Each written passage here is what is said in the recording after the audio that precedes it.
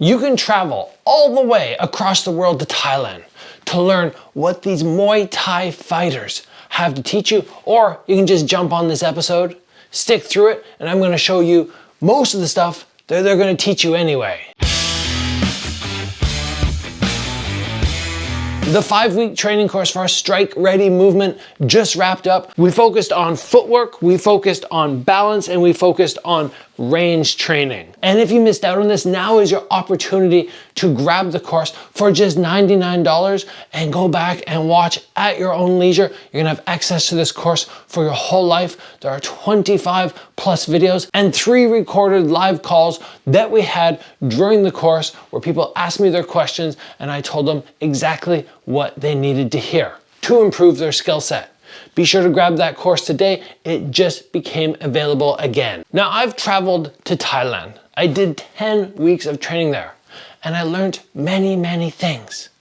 But a lot of it can be summarized in this video because doing the trek over there, while it's very fun, is very time consuming, it's very expensive. And if you're simply looking to up your striking skills, you want the striking skills of a high level Muay Thai fighter, it's not big fancy things that you're gonna learn over there.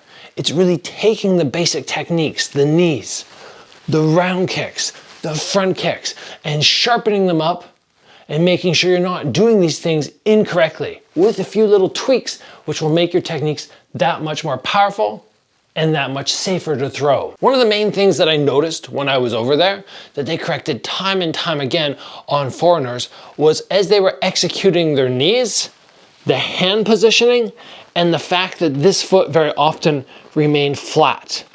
When this foot remains flat, it's hard to get good extension through the stomach. But when I come up and I elevate, now I can really, boom, poke really far through. I can get really far through on that knee. So look for that height as you execute your knee and be very aware of what your hands are doing. You either need to protect your head or you need to grab. And that's the one that they had us doing very often, was reaching up and grabbing with one hand and the other one staying out to the side. Just like that. That's what they're looking for. And when you do that, you're gonna be able now to not have to tip your head way backwards. You don't have to throw your knee like this, which really limits you. That's what they don't want. They want your head moving forward, boom, so you can maximize that power as opposed to being like this, where you can hardly reach the person. Now, something else that I noted when I was there, which they were correcting on so many people, was the switch kick.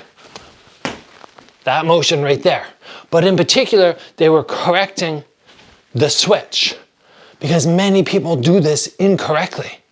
And the thing that they're doing incorrectly is one simple little point. As you do your switch, what kind of contact are you making with the floor? Number one, they were like, don't come up.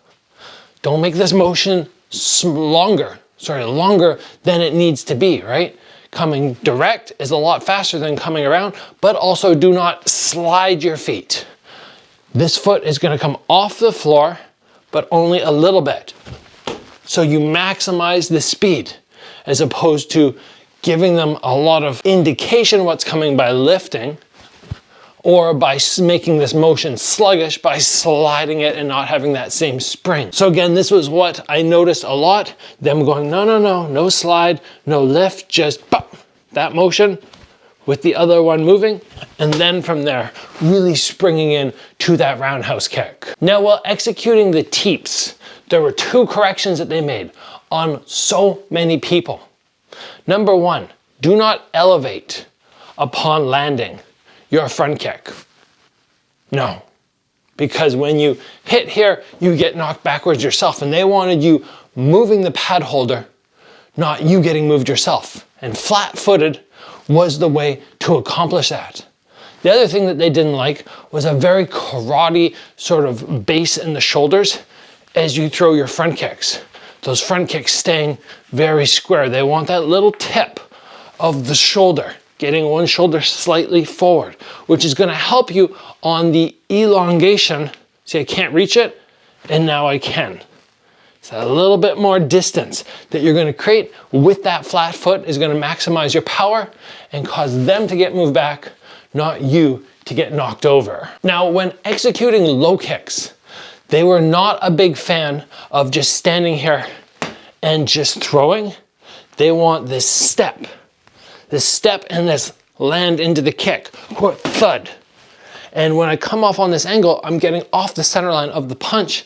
So I'm coming boom, right into there, maximizing my power and keeping myself very safe.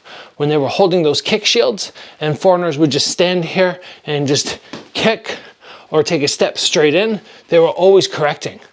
But now taking that jump is exactly what they were looking to see.